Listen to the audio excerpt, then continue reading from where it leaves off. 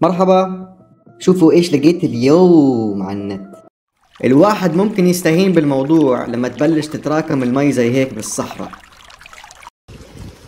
بس هذه التصرفات جدا خطرة، عشان بالصحراء لما تكبس شتاء الرمل ما عنده القدرة لامتصاص المي، وبالتالي بدون اي انذار الامطار الغزيرة ممكن تؤدي لفيضانات مفاجئة وتكون خطرة جدا.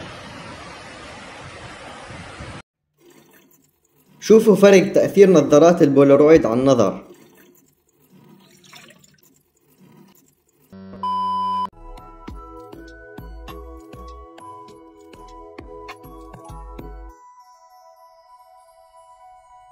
بو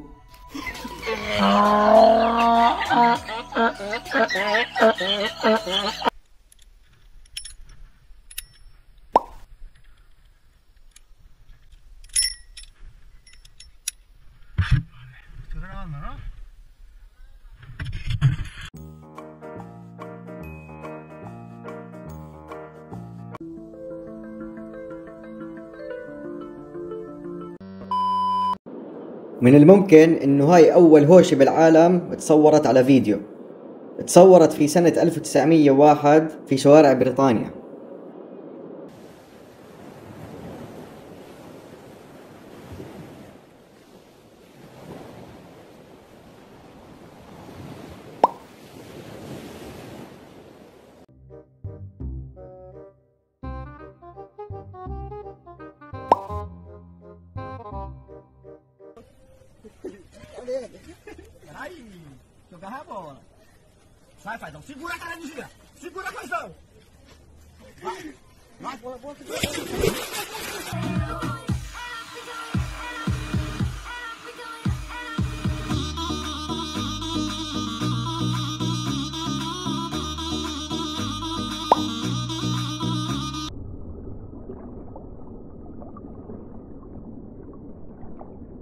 فظيعة هاي اللقطة والكاميرا عم تنزل لقاع البحر.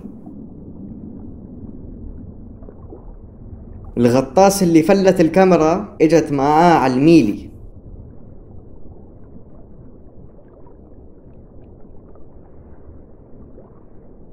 اللغة السورية من كثر الدلع اللي فيها لما يقولون بقدونس تحس ان طعمها نوتيلا، لكن تعال عندنا لما يقول لك جرجير تحس انه وادي في جهنم الحمراء. يلا سلام.